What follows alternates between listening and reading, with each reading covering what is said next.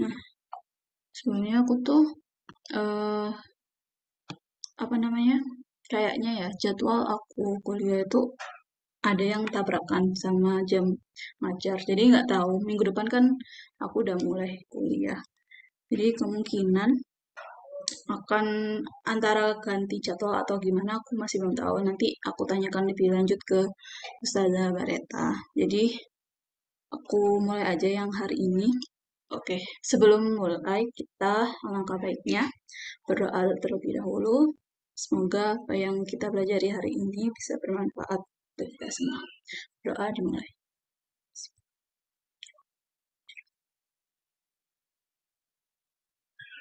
Oke, doa dicukupkan.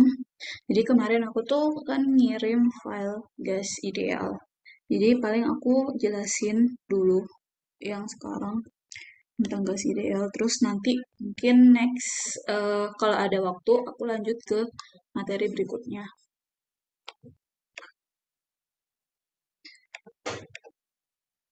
Oke, em, jadi gas, oke, dari apa namanya, dalam kimia unsur gas itu kayak emang paling spesial daripada padatan sama cairan. Soalnya dari gas ini tuh muncul hukum-hukum yang bermacam-macam. Dan di sini yang ditulisin di file ini tuh ada 3 hukum yang apa ya, nanti kalau disangkut pautkan itu akan menjadi hukum gas ideal. Jadi yang pertama itu tentang hukum Boyle. Jadi kalau hukum Boyle itu untuk jumlah gas yang tetap pada temperatur konstan, maka volume gas itu berbanding terbalik dengan tekanan gas. Jadi tekanan sama volume itu memang berbanding terbalik. Dan ini tuh jadi apa ya? Kalau tekanan dikaliin volume itu akan menghasilkan sebuah konstanta.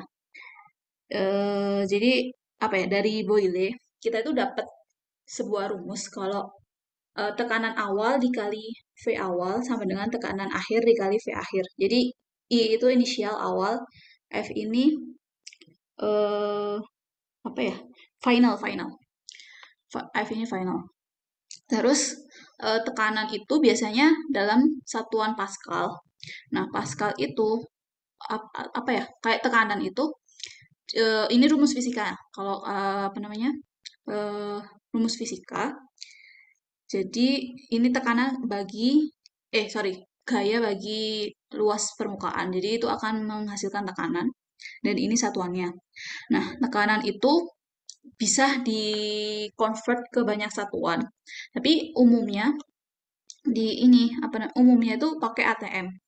Biasanya kalau di kimia lebih umum pakai ATM. Tapi kalau di fisika memang biasanya Pascal ya. Tapi kimia lebih ininya ATM. Nah, ini bisa dikonvert ke Pascal. Jadi kalau ke Pascal itu satu ATM itu sama dengan eh, berapa ini namanya? 1000. Wait, wait. Oh ya. Ya, ini satu ATM sama dengan ini sebenarnya biasanya 1 kali 10⁻⁵ Tapi ini kayak lebih rincinya. Jadi ini bukan koma, tapi kayak em, menyatakan ribuan gitu. Jadi ini harusnya 101,325 Pascal. Terus kalau dijadiin kilopascal, jadinya eh, wait, iya benar-benar. Jadi ini hiraukan komanya. Terus ini kalau yang ini menjadi 101,325 Pascal. Ini benar. Jadi ini nggak pakai koma. Ini 101,325 kilopascal. Jadi kan kilo itu kan 1000. Jadi kayak komanya itu maju 3. Terus kalau dijadiin milimeter Hg jadi 760. Tor juga sama. Terus bar itu satuannya mirip sama ATM. Jadi ya ini salah ya. Ini ya nggak ada ininya. Jadi kalau bar itu satu ATM sama dengan 1 bar. Nah, kalau mau dari bar ke Pascal juga bisa diubah. Ini convertnya. Terus aku lanjut ke hukum kedua. Jadi hukum kedua itu dikemukakan sama Charles, yaitu volume gas pada tekanan konstan berbanding lurus dengan temperatur dalam Kelvin. Jadi volume itu berbanding lurus sama temperatur.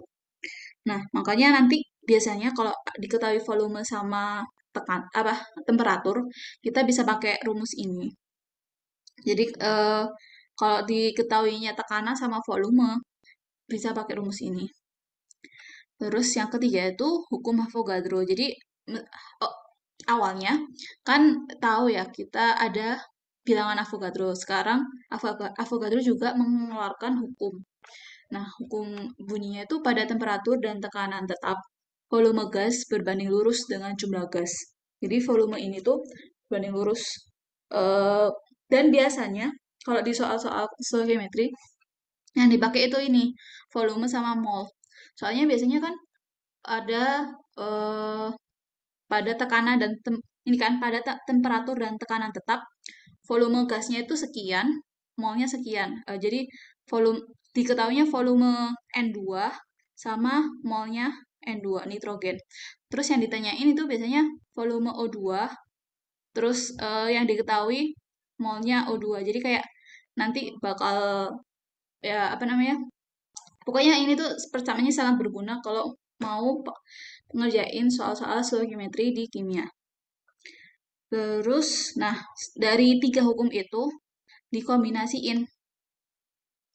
Jadi, ini hasil akhirnya adalah PV sama dengan nRT, yaitu sebuah persamaan gas ideal. Ya, makanya asal-usul ini tuh dari mana? Dari ini, 1, 2, 3 ini. Hukum Boyle, Charles, dan Avogadro. Nah, terus di sini R itu apa? R ini apa namanya? Konstanta gas ya. Nah, biasanya kalau di apa namanya? Yang diajarkan di sekolah di SMA itu pakainya 0,082. Tapi ini tuh untuk satuan liter ATM mol pangkat min 1 kali ke pangkat min 1. Maksudnya min 1 berarti kan kalau mau ditulisin ya L kali ATM per mol Kelvin. Jadi min 1 itu maksudnya di bawah, dibagi gitu. Ini satuannya R kalau pakai 0,082. Nah, satuannya itu apa ya? R itu tergantung yang diminta apa. Jadi kalau gimana ya? Kimia itu sebenarnya nggak usah susah-susah ngafalin banyak. Yang penting kita harus tahu satuan, harus ingat satuan. Ini sebenarnya banyak banget ya. Apa namanya? R angka R-nya. Tapi yang penting menurut aku, yang paling penting itu ini 0,082 sama 8,314. Kan atas bawah sama. Jadi yang biasa ya 8,314 sama 0,82. Kalau 0,0814 ini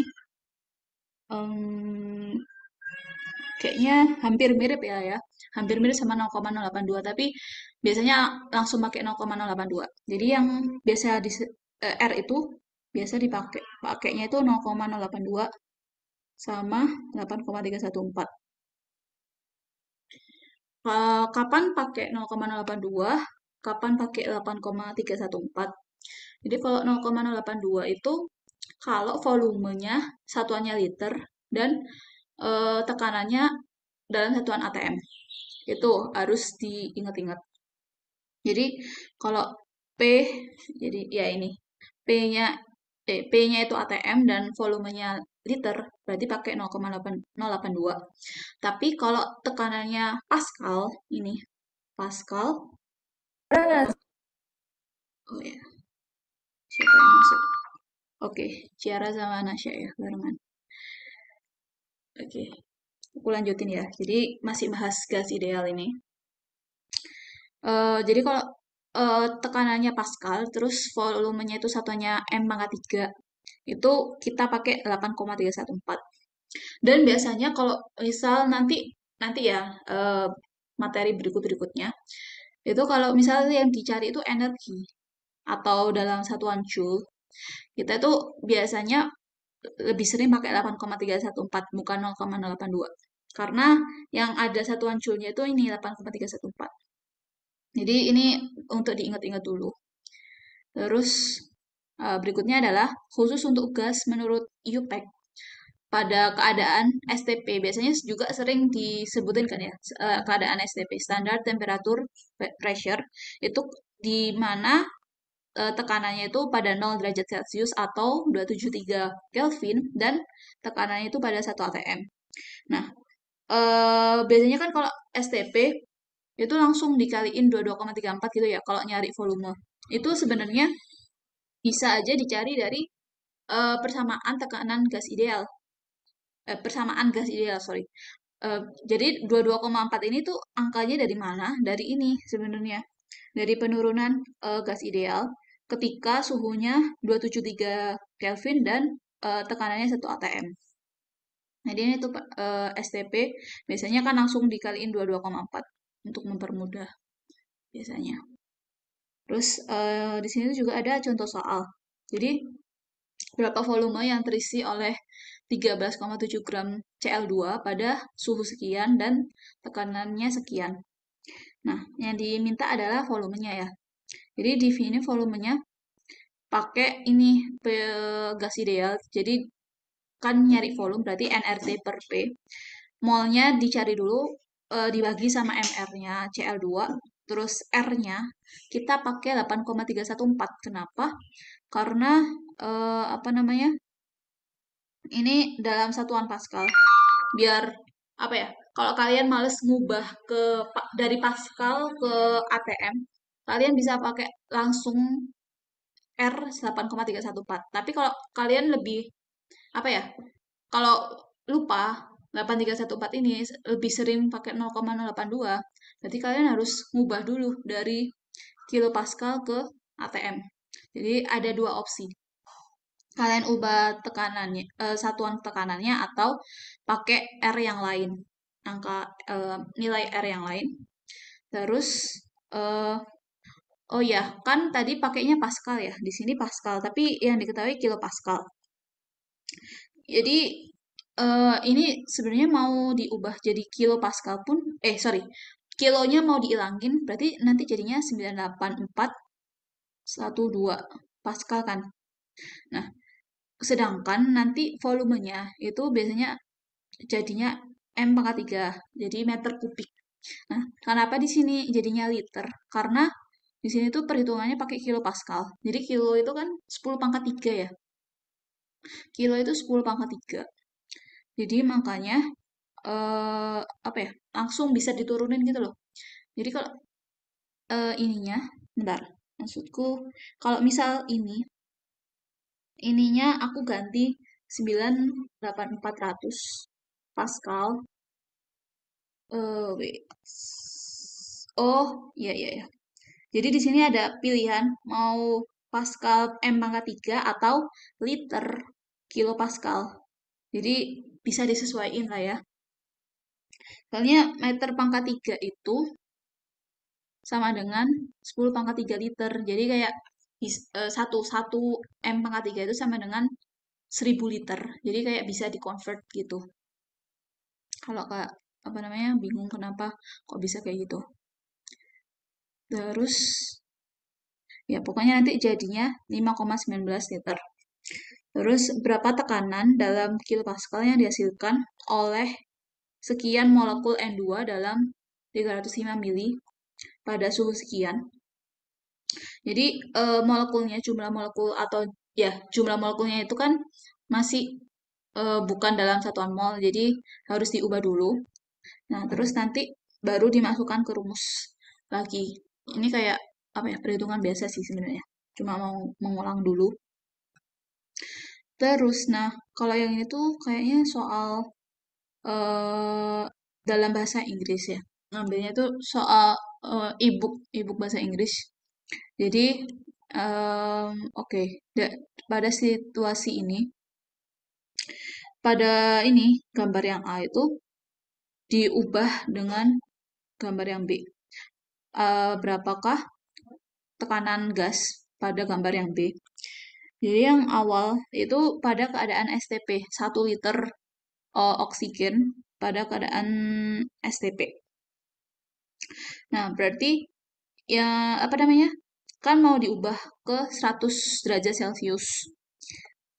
dan volumenya tetap tekanan tekanannya kita yang dicari adalah tekanannya ya. Ini tekanannya yang dicari, sedangkan suhu suhu akhirnya itu suhu B-nya itu 100 derajat Celcius. Makanya karena volume dan tekanan sama, eh volume dan ini mol. Jadi eh, kalau misal sebuah gas dinaikin suhunya atau diturunin suhunya, itu molnya tetap nggak akan berubah. Jadi di sini kenapa yang disilang volume sama molnya, karena dua-duanya tetap. Di sini kan juga udah dikasih keterangan ya, volumenya tetap. Nah, terus pada oke, volumenya konstan atau tetap nggak berubah, dan R itu sebuah konstanta, jadi bisa dicoret juga. Kita bakal dapat ini persamaan tekanan dan temperatur. Dan akan didapat tekanan yang B itu sebesar 1,37 bar. Em, ini kenapa bar? Kalau mau jadi ATM juga nggak apa-apa sebenarnya. Terus kalau ini densitas. Nah, densitas itu kan ini ya, rumusnya massa per volume. Jadi ini tuh kalau nyari densitas suatu gas itu bisa pakai persamaan gas ideal. Jadi awalnya molnya itu diubah jadi M per MR dan kayak diubah-ubah gitu loh jadi M per volume. Gimana caranya biar jadi massa per volume dan dapatnya ini tekanan kali MR per RT. Maka jadi rumus densitas dari sebuah gas. Oke. Mungkin ini ya apa aku overview apa kayak mengulang dulu. Terus aku mau lanjut ke ini reaksi kimia. Kemarin kayaknya masih kayak stoichiometri dasar kan ya, sih kayak mol atau apalah itu. Nah, sekarang lebih ke kayak gimana cara nyetarain atau eh, mereaksikan suatu reaksi kimia, stoichiometrinya itu kayak gimana.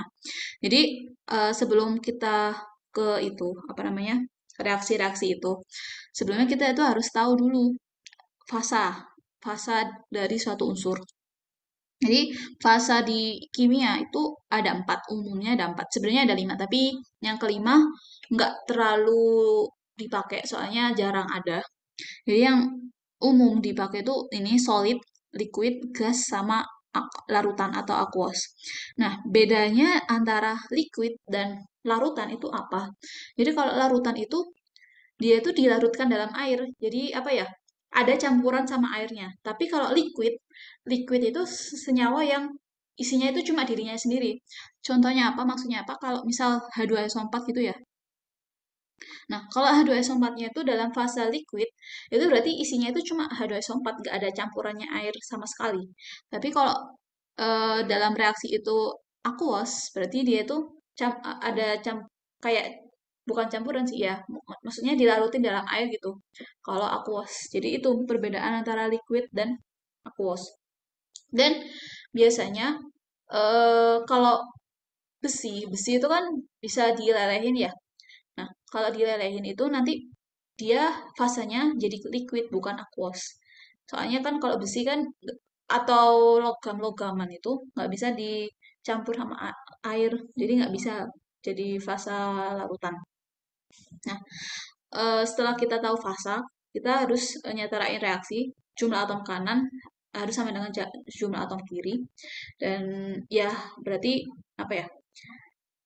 Di reaksi kimia itu awal mula kalian tuh harus ngecek, bener-bener ngecek atom kanan sama kiri itu udah sama apa belum.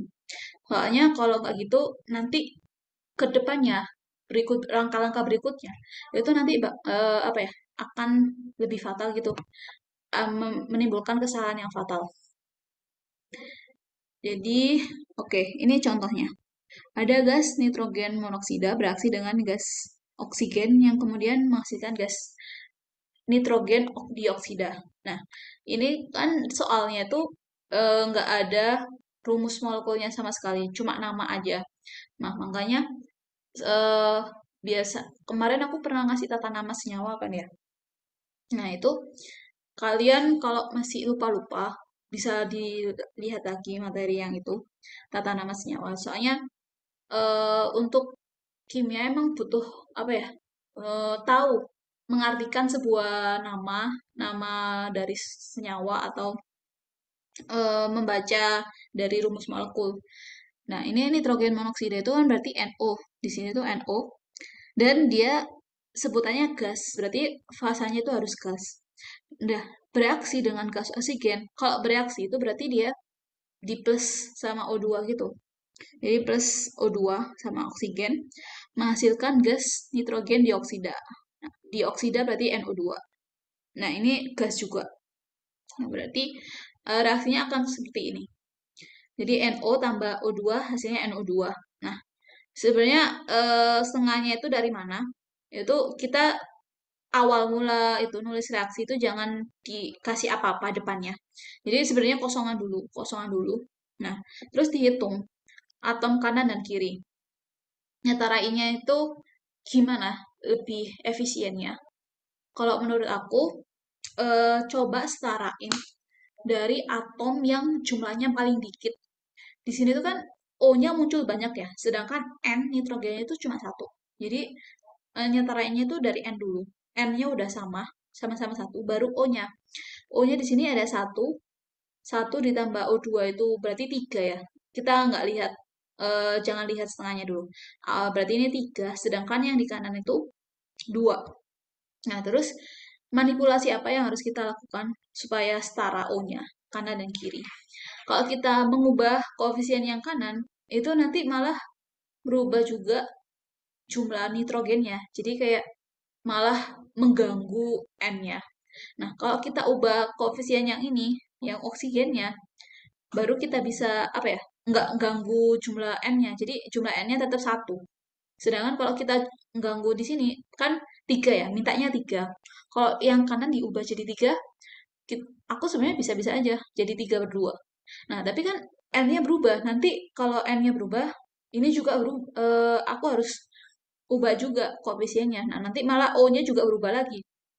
Makanya mending apa ya? Ngasih koefisiennya itu lebih baik di unsur atau molekul yang apa namanya? Jangan terlalu banyak mengandung atom-atom lain gitu loh. Jadi ya yang kita ubah itu yang O2-nya aja. Nah, jadi O2-nya itu kita buat setengah depannya. Nah, terus di situ jadi reaksi kimia itu bermacam-macam jenisnya. Yang pertama itu reaksi asam basa. Ya, kalian tahu juga, mungkin pernah diajari juga, asam basa itu berarti asam plus basa akan menghasilkan garam dan air kan ya. Nah, ini contohnya tuh HCl sama NaOH, nanti hasilnya jadi NaCl plus H2O. Nah, ini tuh awalnya dia aqueous dan NaOH-nya juga aqueous. Soalnya kenapa nggak liquid aja? Soalnya biasanya asam basa itu emang dalam keadaan aqueous atau terlarut dalam air. Jadi nggak mungkin ada yang se apa namanya larutan atau liquid murni asam atau murni basa itu nggak ada. Soalnya apa ya terlalu berbahaya. Kalau sesuatu yang sangat pekat itu nggak baik. Makanya biasanya dalam ini fase aqueous. Nah, ini tuh kalau dicampur akan menghasilkan garam. Nah, garamnya itu NaCl. Nah, biasanya kalau dalam pikiran kalian tuh kan kalau garam itu kayak kristal ya, tapi ini tuh garamnya aqueous. Kenapa? Karena NaCl itu garam yang larut. Nah, masalah larut nggak larut, aku belum bahas sekarang. Itu mungkin materi lebih high nanti aja. Jadi ini tuh NaCl-nya itu terlarut. Soalnya kan kalau kita NaCl itu ada di dalam garam garam biasanya. Kan kalau garam kita larutin air kan bisa larut. Jadi satuannya tetap aqueous sama H2O. Di sini kenapa H2O liquid? Jadi H2O nggak mungkin aqueous. Soalnya kan H2O itu dia itu pelarut, bukan sebuah larutan. Jadi H2O itu udah termasuk pelarut, bisa ditulisin liquid. Jadi kayak gini, kalau mau nulisin reaksi asam basa. Terus yang kedua, ada ini contoh lagi H2SO4 sama KOH. Ini yang awalnya, yang pertama ini kan basanya, asam basanya sama-sama monovalen, alias cuma punya satu H plus sama satu OH. Sedangkan yang kedua ini ada dua H plus, jadi koefisiennya itu harus apa ya, sama gitu loh. Jadi kalau asam sulfat itu ada dua H plus, berarti dia basanya itu harus dikasih dua koefisiennya. Nanti disetarain lagi gitu. Jadinya ini kan K2SO4 sama H2O. Nah, terus ada reaksi pembakaran. Tadi kan asam basa. Sekarang reaksi pembakaran. Reaksi pembakaran itu juga dibagi dua, sempurna sama tidak sempurna. Kalau sempurna, oh ya, ciri khas dari reaksi pembakaran itu selalu dikasih O2. Jadi kalau misal ada soal yang nggak ada reaksinya, tapi namanya itu reaksi pembakaran, berarti kalian harus kayak ingat bahwa reaksi itu dikasih O2, dikasih oksigen. Nah, reaksi pembakaran itu dua kan jenisnya, sempurna sama tidak sempurna. Kalau yang sempurna itu produknya bisa CO2 dan H2O, menghasilkan karbon dioksida sama air. Tapi kalau tidak sempurna, ada CO-nya, ada CO, kadang ada H2O-nya juga. Tapi apa namanya, lebih lebih spesifiknya itu ada CO-nya kalau yang nggak sempurna. Tapi kalau di soal-soal itu untuk mempermudah siswa, mempermudah itu biasanya pakai ini pembakaran sempurna reaksinya. Kalau nggak sempurna nanti bakal dikasih tahu produk sampingannya itu apa, produknya itu apa. Kalau nggak sempurna, tapi kalau sempurna hasilnya itu pasti CO2 sama H2O kalau pembakarannya itu senyawa hidrokarbon. Jadi kalau hidrokarbon pasti hasilnya CO2 sama H2O. Oke, ini contohnya. Gas metana dibakar secara sempurna. Tuliskan bersama reaksinya. Metana itu CH4. CH4 ditambah O2 dibakar secara sempurna, hasilnya CO2 sama H2O. Nah, berarti tinggal disetarain. Nah, ini jangan dilihat dulu. Koefisiennya itu jangan dilihat dulu. Kalau nyetarain pembakaran kayak gini tuh, eh, saran aku mulai dari C-nya. Soalnya C itu paling dikit kan ya. C-nya itu di kiri satu, yang di kanan juga satu. Berarti lanjut ke berikutnya itu eh, aku lebih milih H, soalnya yang ada di hidrokarbon itu H-nya. Jadi H-nya itu di kiri ada 4, di kanan juga harus ada 4. Nah, di sini cuma ada H2O aja, ada satu. Ada dua, sorry, ada dua. Ada dua H. Berarti kita harus kasih koefisien 2 di depannya buat mengalihkan supaya yang di kanan itu jumlah hidrogennya ada 4. Terus sisanya adalah oksigen. Nah, di kiri kita jangan lihat duanya ya. Di kiri ada dua, sedangkan di kanan itu ada 4. Dua dari CO2, dua dari H2O. Berarti di kiri juga ada 4, maka kita harus ngaliin dua. Kayak gitu ya, step-stepnya. Nah, terus ini H2O-nya itu kapan dia liquid, kapan gas. Soalnya apa ya? eh, Emang hasilnya itu CO2 sama H2O. Tapi fasanya H2O-nya itu tergantung sama kondisi reaksinya. Kalau CO2 kan pasti gas, soalnya gas nggak mungkin ada CO2, jarang, bukan nggak mungkin, jarang CO2-nya itu dalam fase yang lain selain gas. Nah, tapi kalau H2O, air, kita tahu air itu kalau di bawah ini apa namanya? Ini ada keterangan jika diketahui suhunya itu eh, besar banget. Suhunya itu sangat panas. Suhunya sangat panas. Kayak hampir 100 derajat lebih, Celcius lebih.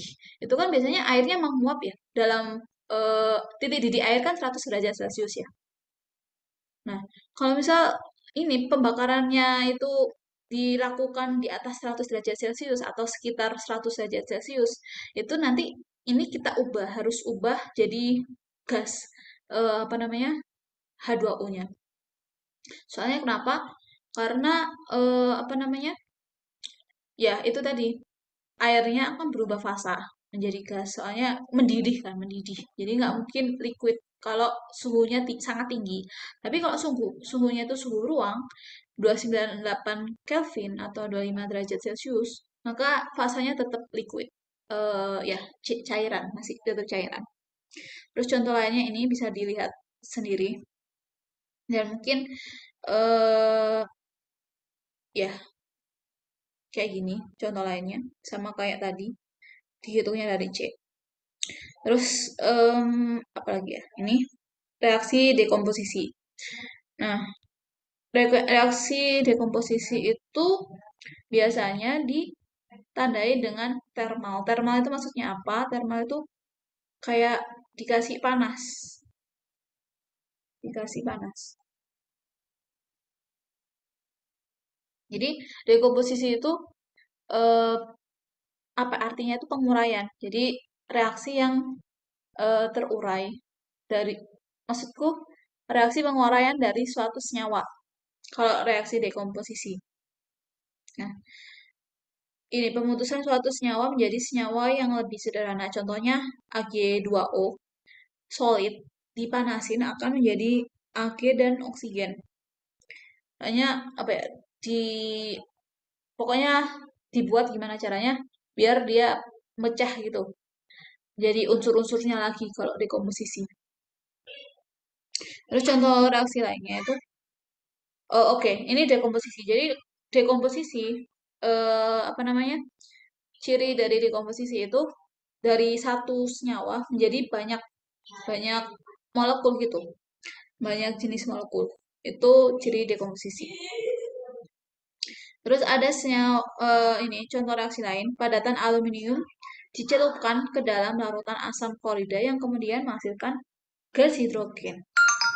Nah, kalau kita lihat ini apa namanya sekilas cuma soalnya aja, kita pasti tahu kan padatan aluminium dicelupkan berarti sama aja kayak dicampur gitu apa ya dicelupkan berarti kan dimasukkan gitu kan ya dimasukkan ke dalam apa namanya asam klorida. Jadi asam klorida yang sebuah larutan dimasukin aluminium yang fasanya itu padatan gitu. Nah, hasilnya itu akan menghasilkan H2. Nggak mungkin cuma H2 aja karena kan di sini terdiri Al sama hidrogen dan Cl. Jadi pasti ada sampingannya yaitu AlCl3. Nah, di sini kenapa aquos? Soalnya ya ini terima dulu aja. AlCl3 nanti apa namanya ada aturan-aturan gitu pokoknya. Ini jadi masih bisa larut gitu loh. Jadi apa ya? Bayangin aja padatan aluminium terus kayak dicelupin ke HCl. Itu akan menghasilkan gelembung-gelembung gas H2. Jadi kalau dicelup ini akan menghasilkan gelembung-gelembung. Nah, terus sisanya AlCl3-nya itu ya nyampur di ini, nyampur di larutannya gitu, di larutan HCl-nya. Oke. Oh iya, ini harusnya buat latihan, tapi nggak apa-apa deh. Apa namanya? Mungkin nanti aku akan kasih kasih soal. Tapi soalnya ini ada jawabannya, tapi ya nanti aku kasih bukan tugas sih, mungkin latihan mandiri gitu ya. Kalian kerjain buat latihan gitu. Terus oke, materinya yang ini udah karena masih ada sisa waktu. Aku mungkin akan move ke materi lainnya. Bentar ya. Oke, sebelum sambil aku nyari-nyari materi yang berikutnya, ada yang ditanyain nggak?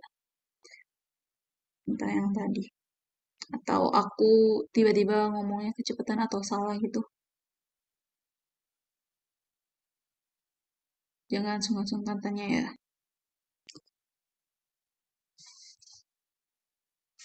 Bentar. Apa ya?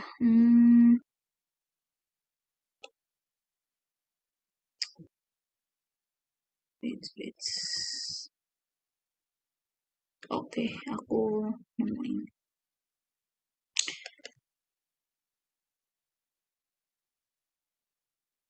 Nah, Oke, tadi kan menyatakan reaksi ya. Sekarang lebih ke stoikiometrinya itu kayak gimana atau perhitungannya kayak gimana. Jadi ini stoikiometri reaksi kimia. Di kiri itu ada reaktan, di kanan produk, namanya produk. Nah, eh, faktor yang paling penting dalam reaksi kimia itu adalah koefisien reaksi. Jadi, oke.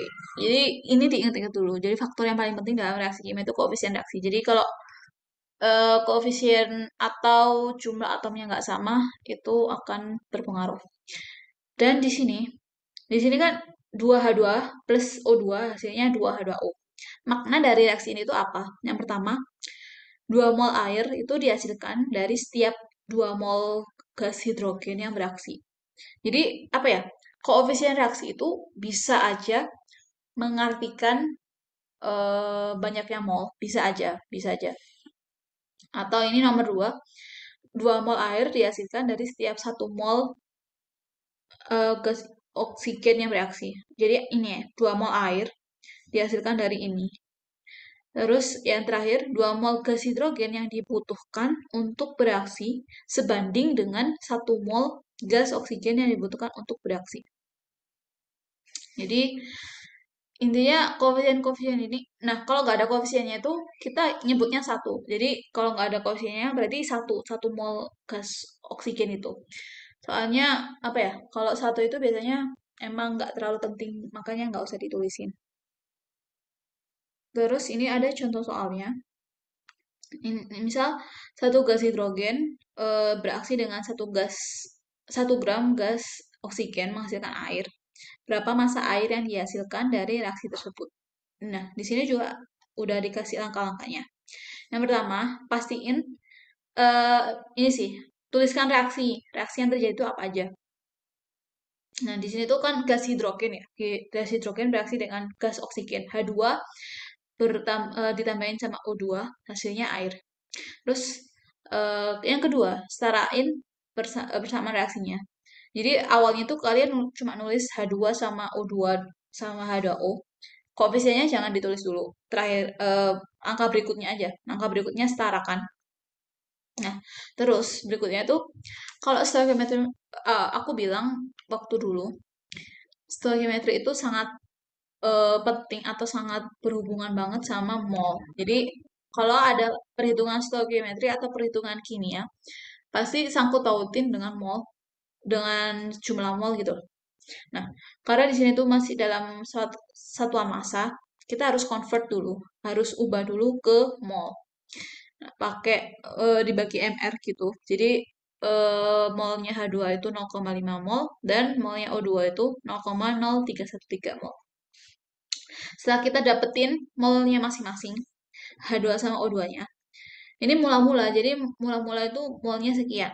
Terus eh, letakkan di keadaan awal. Jadi A ini sini awal-awal.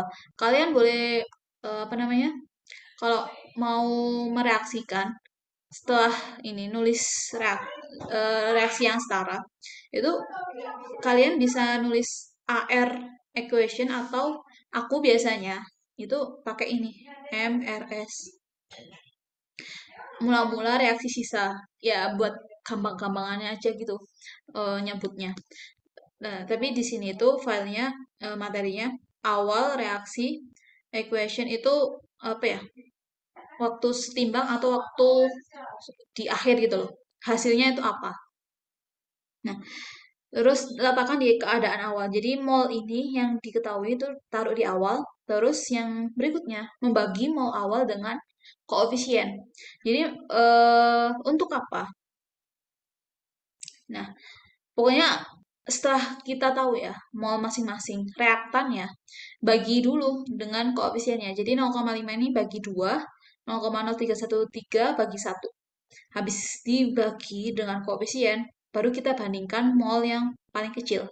Dan mol yang paling kecil itu adalah Z, sorry, Z yang mempunyai mol paling kecil itu atau habis bereaksi, maka Z tersebut berperan sebagai reaksi pembatas. Nah, maksudnya gimana?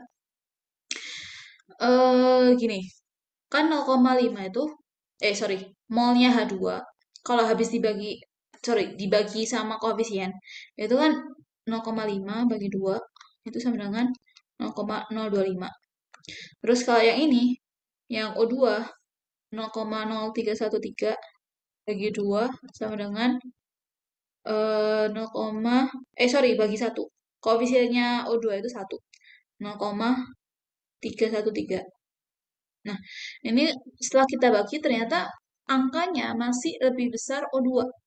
Nah, berarti yang lebih kecil si H2 menjadi reaksi pembatas. Reaksi pembatas atau reaksi pembatas atau reaktan pembatas sama aja. Itu yang apa ya? Yang habis habis bereaksi gitu. Jadi bentar. Iya ya, yang habis bereaksi. Oh, salah salah. Aku ada kesalahan. Sorry sorry. 0,5 bagi 2 itu 0,25. Nah, 0,25 sama 0,0313 lebih besar 0,25 kan. Berarti nanti yang habis itu oksigennya. Jadi mol oksigen itu harus habis. Makanya di reaksi yang apa namanya? Yang bereaksi itu atau yang di minus itu si oksigennya. Jadi gimana caranya harus nol, sisanya itu harus nol. Makanya waktu reaksi oksigennya itu berkurang 0,0313 mol. Nah, untuk H2 sama H2O-nya gimana? Kita pakai perbandingan koefisien dan mol. Jadi, yang bereaksi di H2 itu mol H2 yang reaksi. Mol H2 yang reaksi itu sama dengan 2/1 kaliin 0,0313. 2 itu koefisiennya H2, 1 itu koefisiennya oksigen. Dikaliin molnya oksigen. Karena yang diketahui itu oksigen kan. Nah, terus kalau mol H2O yang dihasilkan, karena ini koefisiennya 2, berarti, dan ini kan sama-sama 2 ya, jadi kayak ya udah sama aja gitu. Dapatnya 0,0626 mol. Nah, nanti di sisa atau setelah reaksi berjalan, itu H2-nya itu masih sisa. Sisanya sekian, sedangkan H2O yang terbentuk itu sekian. Jadi kayak gitu. Terus ini, ada contoh lagi, berapa mol CO2 yang dihasilkan dari pembakaran 2,72 mol C6H14O2 dalam oksigen berlebih. Nah, kalau kayak gini, yang diketahui itu cuma molnya si hidrokarbon aja, C6H14O4. Sedangkan oksigennya tuh nggak dikasih tahu. Nah, kalau kayak gini, kita nggak usah nyari mol masing-masing. Jadi langsung aja, apa namanya, kita tulisin molnya si hidrokarbon. Nah, terus kalau oksigennya nggak tahu gimana, Kak? Nah, kalau oksigennya nggak tahu atau berlebih, berarti yang habis itu pasti hidrokarbonnya. Jadi nanti oksigennya itu bakal masih ada sisa berapa gitu. Nah, dan biasanya kalau di soal-soal itu kayak agak jarang ditanyain gitu apa sisa oksigennya itu berapa. Jadi apa namanya, ini pasti yang bakal habis adalah si hidrokarbonnya. Dan jangan lupa sebelum kita membuat MRS, langkah pertamanya itu harus disetarain dulu reaksinya. Jadi itu harus disetarain. Kan ditambahin oksigen, hasilnya CO2 sama H2O. Harus disetarain. Dan yang diminta adalah mol CO2. Jadi yang ini, yang diminta itu molnya CO2. Dan koefisien CO2 itu 12, sedangkan koefisiennya si hidrokarbon itu 2. Nah, berarti nanti nyari molnya si CO2 itu 12/2 kaliin molnya hidrokarbonnya. Nah, terus berapa massa oksigen yang dibutuhkan untuk mereaksikan eh, secara sempurna, dengan ini,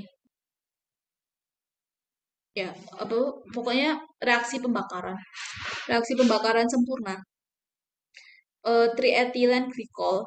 Jadi kalian nggak usah pusing-pusing triethylene glycol itu bentuknya kayak gimana. Yang penting udah dikasih tahu rumus molekulnya. Tapi kalau nggak dikasih tahu rumus molekulnya, lebih biasanya nggak mungkin sih, jarang. Nah, ini triethylene glycol direaksiin sama oksigen akan hasilnya karena ini sempurna, jadi hasilnya CO2 sama H2O. Nah, karena yang di sini itu masih gram, masih massa, kita ubah ke mol. Nah, dapatnya sekian 0,0457. Nah, terus berapa gas oksigen yang dibutuhkan? Nah, berarti di sini tuh dianggap dua-duanya habis. Soalnya apa ya? eh Oksigen itu bisa berlebih. Tapi pokoknya kita cari batas minimal. Batas minimal gimana caranya oksigennya itu bisa habis mereaksikan si triethylene glycol. Makanya dianggap triethylene glycol itu habis bereaksi. Ini koefisiennya sorry, mol yang bereaksi itu sama kayak mula-mula kalau yang triethylene glycol. Sedangkan O2-nya itu juga harus sama. Apa ya? Reaksi sama mula-mula itu harus sama biar sama-sama habis. Jadi kalaupun gas oksigen yang dipakai ternyata 0,5, seenggaknya masih bisa habis mereaksikan triethylene glycol gitu.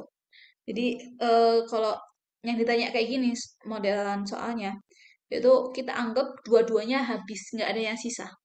Jadi dua-duanya bisa disebut reaksi pembatas kalau dua-duanya habis. Terus yang ini, hmm, jadi jika reaksi pembakaran itu terjadi secara sempurna, maka mol ini dan molnya oksigen itu sama-sama habis. Nah, ini keterangan yang tadi. Nah, pada saat reaksi, jumlah mol O2-nya itu sekian, 15/2 dari koefisiennya. Koefisiennya itu 15/2. Nah, terus 15/2 itu dikaliin molnya si triethylene glycol. Habis dapat molnya, kita cari massa oksigennya. Terus ini contoh soal berikutnya itu berapa mol oksigen yang dihasilkan dari dekomposisi kalium klorat.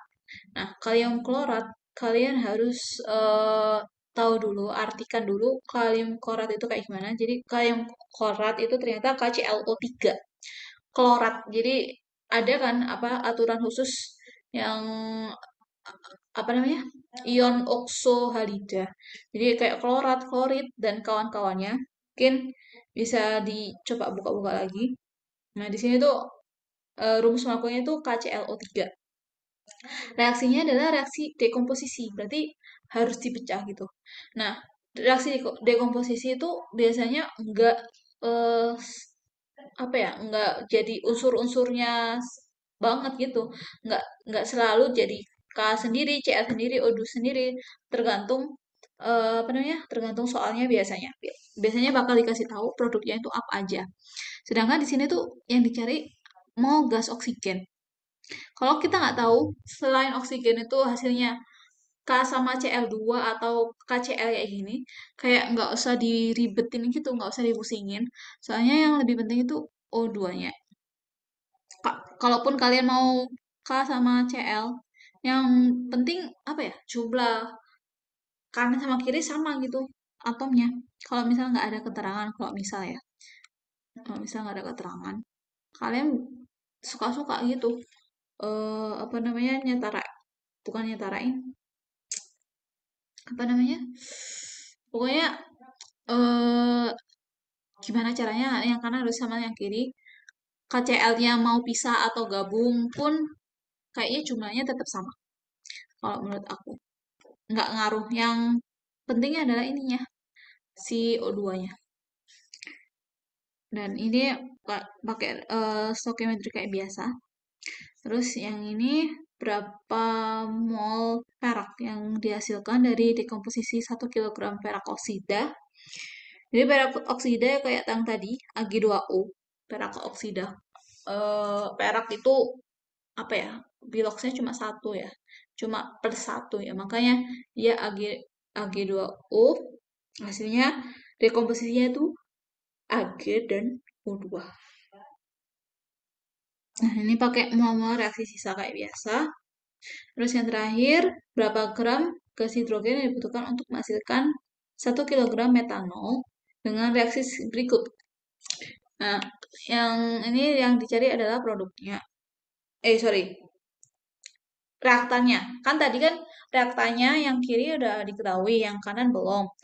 Nah, ini dibalik gitu. Jadi yang udah diketahui produknya, reaktannya belum tahu. Nah, berarti dari ini mol si produknya itu kita ubah masanya kita ubah dulu ya. 1 kg metanol itu kita ubah dulu ke mol. Baru habis itu oh ya jangan lupa untuk penyetaraan reaksi. Jangan lupa, jangan pernah lupa. Jadi harus sama dulu reaksinya. Terus habis itu kayak gimana? Nah, apa namanya untuk menghasilkan sekian jumlah minimalnya itu berapa sih? Jumlah hidrogen minimalnya itu berapa? Makanya kita buat hidrogennya itu habis bereaksi. Jadi ini pakai itu apa namanya perbandingan koefisien antara H2 sama metanolnya. Sorry. Oh iya ya, nggak apa-apa. Rafa izin ke toilet. Kukira ada pertanyaan. Dan ini masa si H2-nya itu sekian. Bakal didapat sekian. Oke. Itu sih apa namanya? Pokoknya kalau ada soal-soal stoichiometry, kalian harus benar-benar baca. Harus benar-benar baca teliti yang di dalam soal itu informasi yang dikasih itu apa aja. Dan kalaupun kalian bingung ya kalau misal bacaannya banyak, kalian kayak bisa tulis kayak di fisika gitu, diketahuinya itu apa aja, masanya siapa, atau molnya siapa, volumenya siapa gitu. Baru cari, maksudnya lihat yang ditanyain itu apa. Baru setelah tahu apa yang diketahui dan apa yang ditanyakan, baru kita mikir apa namanya rumus apa yang bakal dipakai atau cara apa yang bakal dipakai gitu. Dan kalau reaksi kimia, aku saranin kayak gini, MRS atau ARQ atau ya whatever terserah yang enak kalian tuh pakai apa singkatannya. Oke, udah sekitar 15 menit lagi kali ya. Soalnya tadi agak molor juga. Terakhir aku mau ngasih apa ya? Bentar.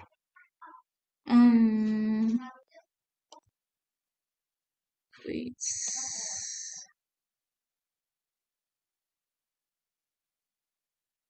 Kayaknya setelah stoichiometry aku mau ngasih termokimia. Nggak susah kok. Ini kayak tentang energi-energi gitu, entalpi-entalpi. Nggak ada ya.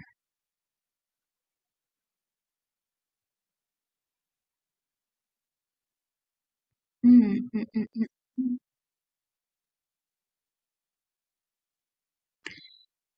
Em, Kayaknya belum aku siapin. Bentar. Hmm,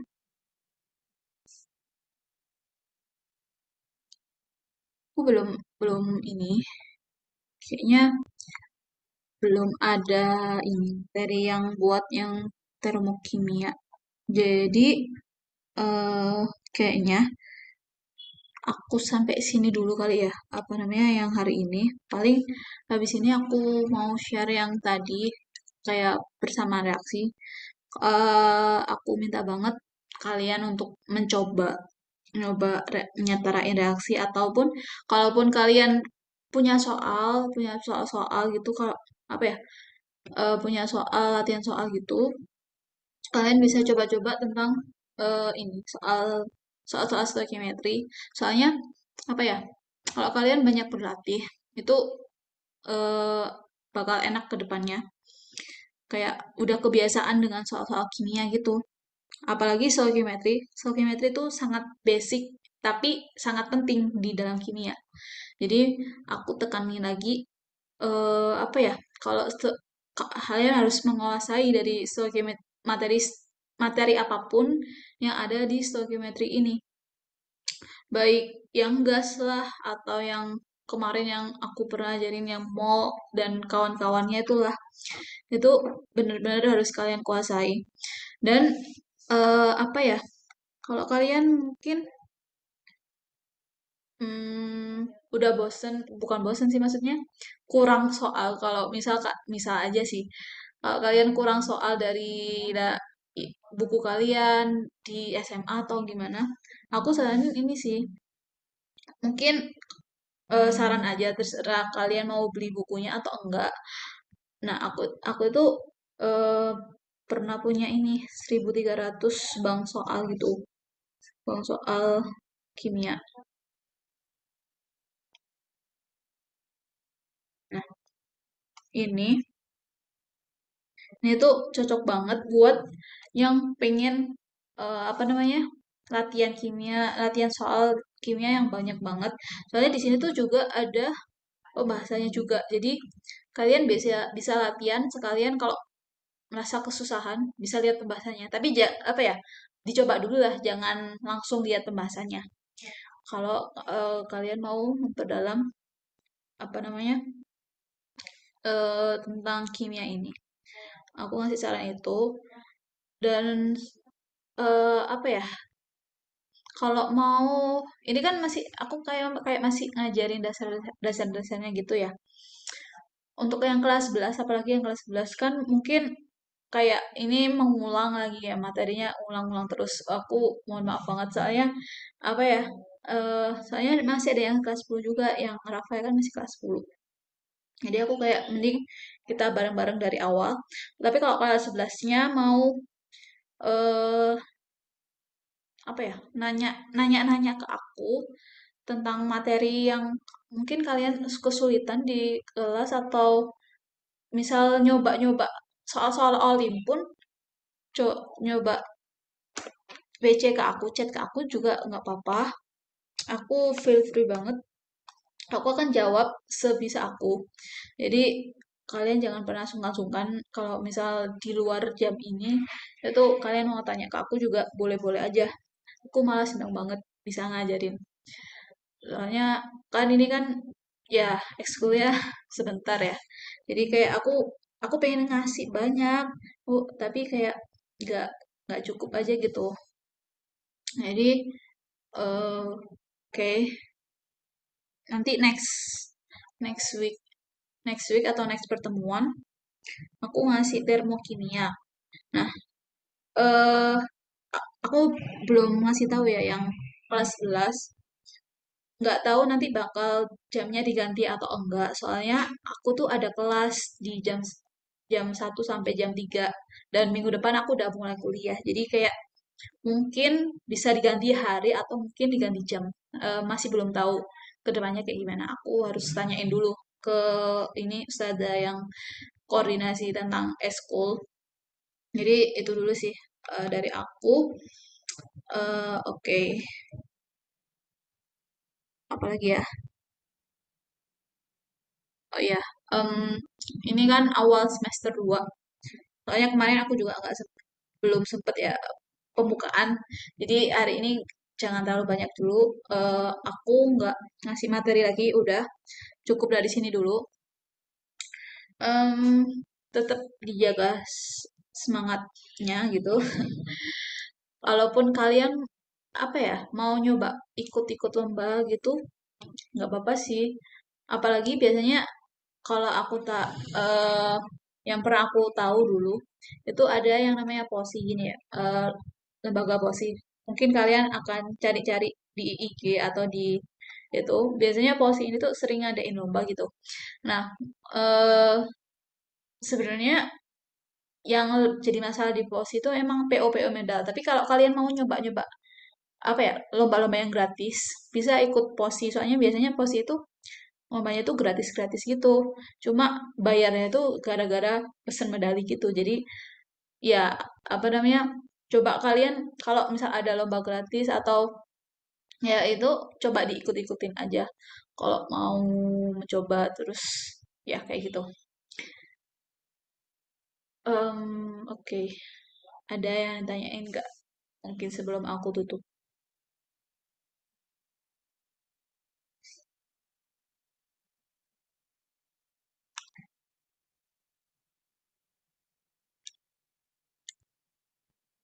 Kalau udah ada, mungkin aku stop share dulu ya. Oke, terima kasih semuanya yang udah datang siang hari ini. Mohon maaf banget minggu kemarin aku belum bisa itu sinkron, makanya aku tukar minggu ini. Dan mohon maaf juga kalau misal aku ada kesalahan apa tadi waktu ngomong kecepatan atau gimana.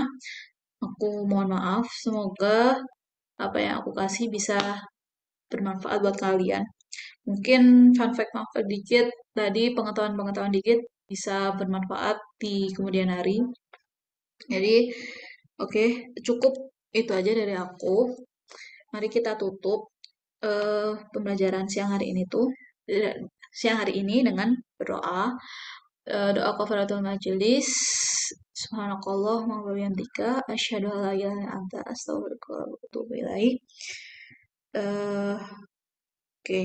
Jadi aku bentar, aku stop dulu, stop recording.